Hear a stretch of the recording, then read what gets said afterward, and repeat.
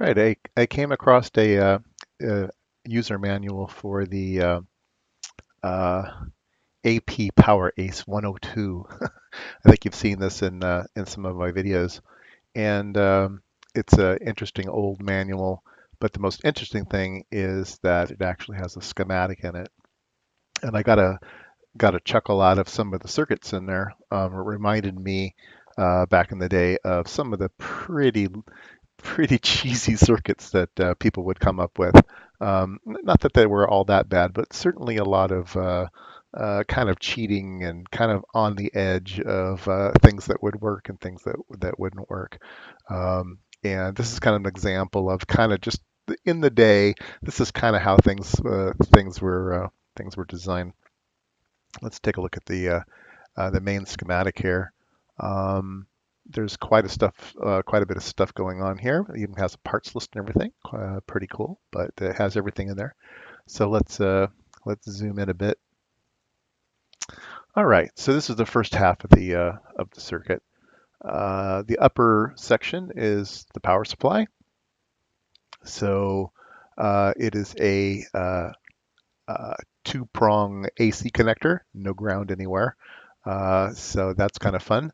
Um, Comes in and goes through a fuse, depending on if you have it plugged in one way or the other. Either the neutral or the hot is being going through the fuse. So that's a bit dicey, but okay, at least it has a fuse in it.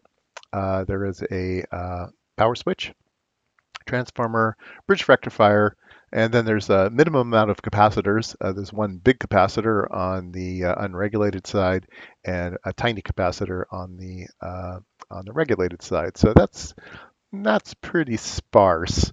Um, Not much else going on in decoupling in this thing, but yeah, it's got a 7805 regulator, so okay, fine.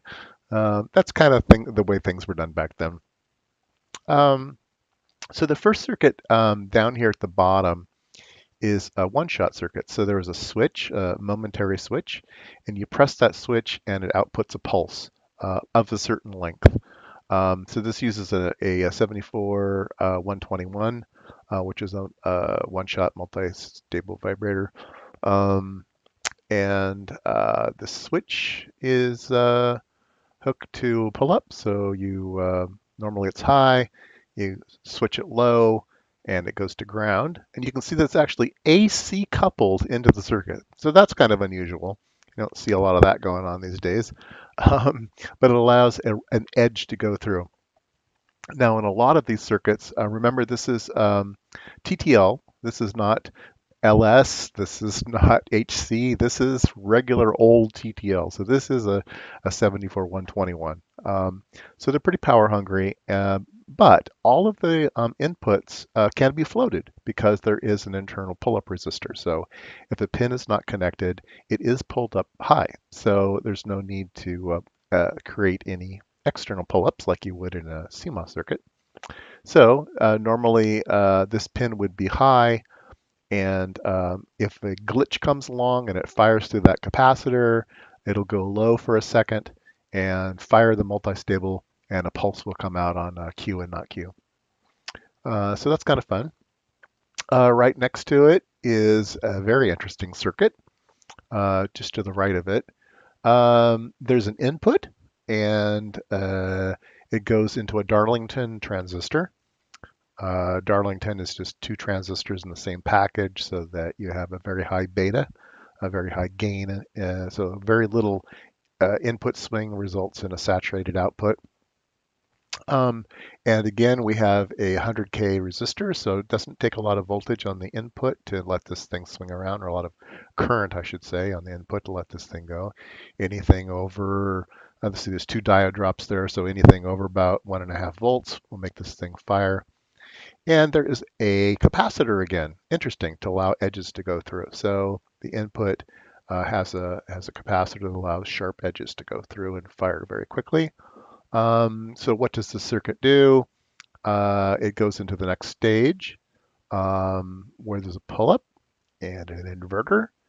And there's a switch that allows you to either go through the inverter or not go through the inverter. So you can look at positive going things or negative going things. And again, once again, there's a capacitor that goes into a set reset flip-flop. So this circuit is basically an edge catcher, either a positive going edge or a negative going edge, depending on how that switch set. And that flip-flop can be reset with a switch. Again, you don't need a pull-up resistor there because there's internal pull-ups in the IC. So you reset that thing and it's waiting for a glitch to happen. And if there happens to be an edge somewhere, then that thing will fire and it will light up the LED. LEDs always had to be pulled down because there's not enough current to pull them up. In TTL circuitry, you can only pull them down. So that's why it's hooked up to the NOT Q there. So that's a very, very interesting circuit. Pretty dirty, um, but I'm sure it works just great. Um, the circuit above is a way to create, there's switches that allow it to either output a high setting or a low setting. The low setting is just ground, the high setting goes to a pull-up resistor. And there's 1, 2, 3, 4 switches of those, so you can have 4 bits of information. Let's go to the next schematic. Let's start with the upper left. Again, it's a set reset flip-flop, and you either set it or you clear it with the switch. And the Q and the not Q will toggle depending on how you flip that switch. So I think these switches are momentary. So it allows you to have a signal that goes high and low by flipping the switch up and down. And there's 2 of those. At the bottom are some LEDs. So you want to look at status of certain things. There's 3 LEDs that you can light up.